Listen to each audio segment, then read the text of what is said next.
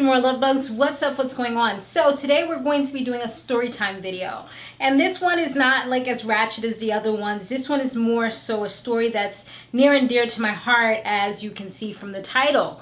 So I just decided that it would be good to reshare, because I actually shared this story when it happened, but of course I didn't have near as many subscribers. That was about 4 years ago, and this was actually the same year that I went natural, on this very day that I'm filming, which is March 12th.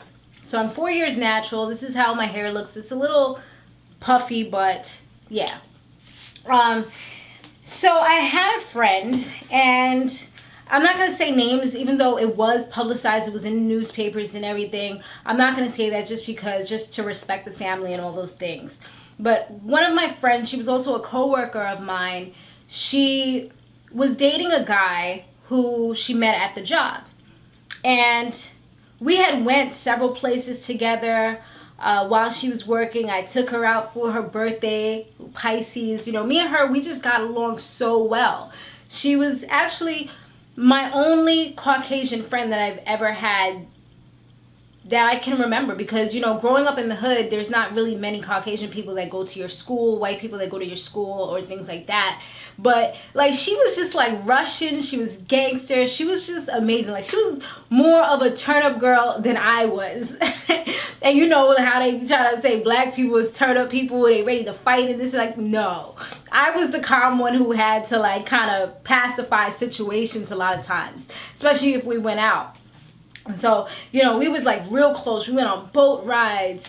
Actually, we had that same time around her birthday, she had messaged me on Facebook and was like, yo, we should go on another boat ride, because we had went on an all-white boat ride like previously, maybe like 2009 we had did that. And I think it was like a little around her birthday or after her birthday in March, she had hit me up like, oh, let's go to another boat ride. And I'm like, yeah, I'm down. Just let me know what day. And we out.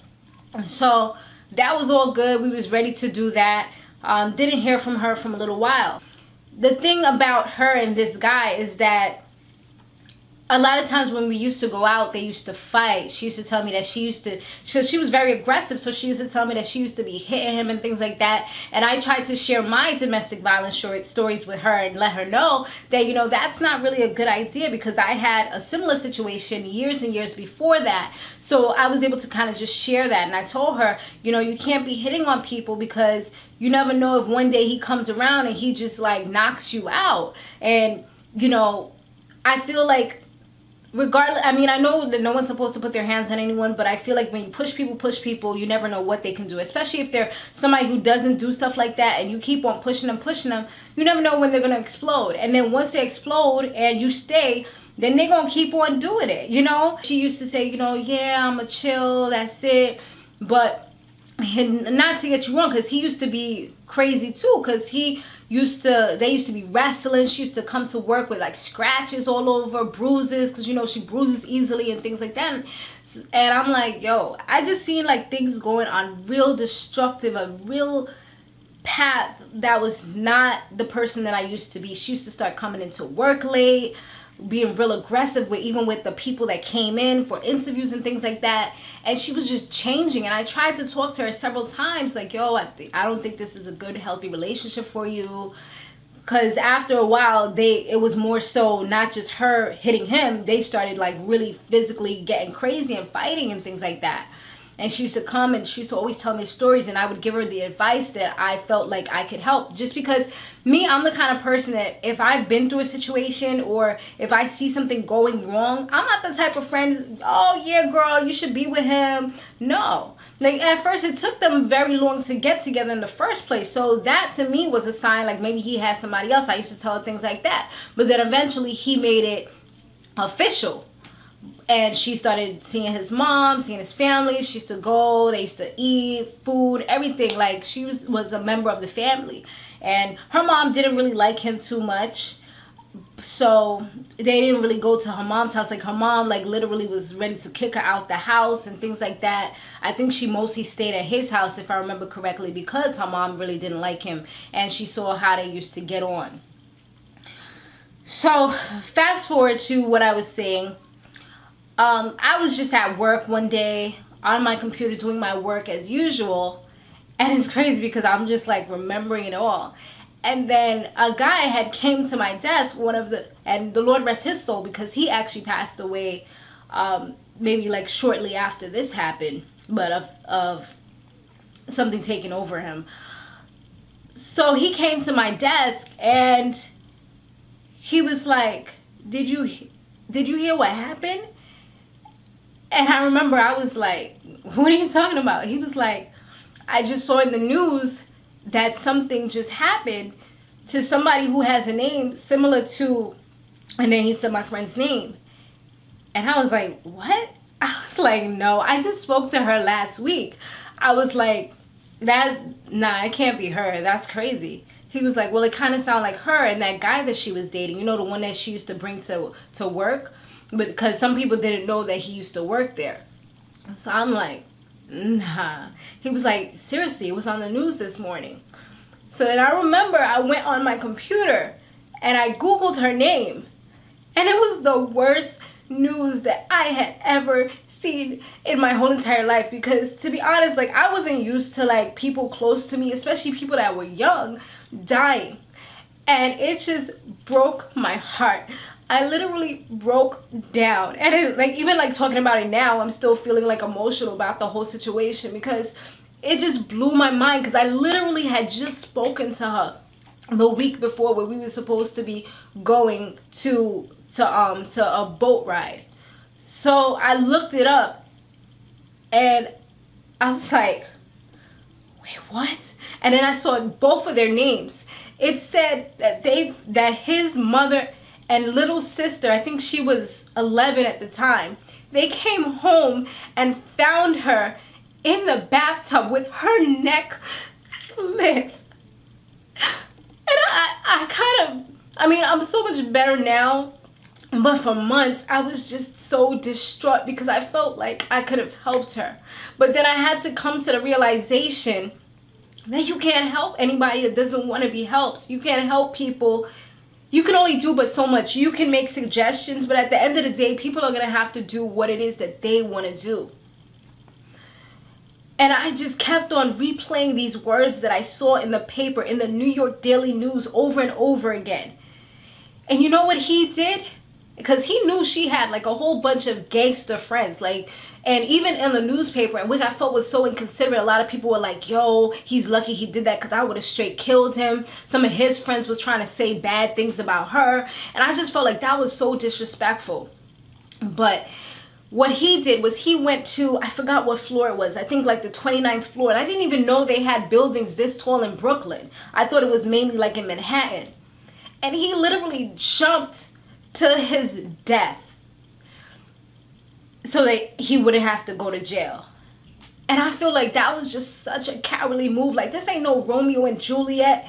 And then another thing too that caught me is that a lot of people that didn't even like her at my job, they was all like, oh, you know, what happened, this and that, you know, trying to find out information. Even when I went to the funeral, well, I didn't go to the funeral because I couldn't do it, but I went to the wake, and it was just so horrible for me. She was 29, I believe 29 years old. Yeah, she was 29 years old at the time. She would have been about 33 right now, I believe. She would have been about 33. Her birthday would have been today, March 12th. She died on April 11th. It was either the 11th or the 12th. I think some places said the 11th, some places said the 12th. But so it was almost like a month right after her 29th birthday. And it just kind of like changed my whole perspective of it. And it kind of made me say like, wow, that could have been you. Because you used to be the girl coming into work, like before I got this particular position I'm in, you used to come into work having to wear sunglasses. You used to come into work with bruises on your legs because you just got into a fight the other night. Coming to work late because you had to call the police because you and him got into it. You was the person that used to be holding your baby in the bathtub with the door locked because you was scared that he would try to do something to you while your child was there. Like, that was me. I mean, people they don't want to say this, and they kind of push this to the back burner. But that's the reality of the issue. Like, it was bad. And that just was like really, really, really like an eye-opener. Like, life is not a game. This is serious. And I just felt the need to want to share that with you guys, because I don't know if anybody could be going through something crazy. You know, maybe not to that extent where the person's going to kill you, but it could happen. So, you know, definitely love is not supposed to make you feel pain like that. You know, you can have your ups and downs, trials and tribulations, but you're not supposed to get to that extent. If it gets to that point, then it may just be time to move forward, move on, because nothing or no one, no person, no human being that has not brought you into this world should be allowed to take you out of it before your time. I mean, I saw so much potential for it. Like, there's so much she could have done. She was an amazing human being. And that was pretty much the end of the story, because there was no arrest to be made or anything like that. And I just ended up going to the wake, and one of my supervisors, my cousin, had also went, because we all hung out. Like, we went to the beach together. We went, you know, done so many things. My sister also knew her as well. It was like me, my sister, my cousin, and one of my supervisors at the time. We all went to the wake together, and I couldn't even stay throughout the whole thing. Like, I was just so, like, I had sunglasses on. The tears was just coming down like crazy. But I'm feeling so much better, and I had to kind of like talk to myself and just take the guilt off of my shoulders, out of my heart, and just take the stress off, because I would just literally be sitting on the train, sitting on the bus, and just start crying. Like, it was, and I've never been the person to just cry randomly like that. So it was just crazy for me. It was a crazy time, and I'm just happy I was able to push myself out of that depressed state and get back to a better version of myself. Alright guys, so thanks for watching. I really hope that this helps somebody out there. You know, you can comment down below if you've had any issues that you want to share, or anything else that you want to share in regards to this type of situation. Thanks for watching. Stay fabulous, live free, and soar limitless. I'll see you in the next one. Laters.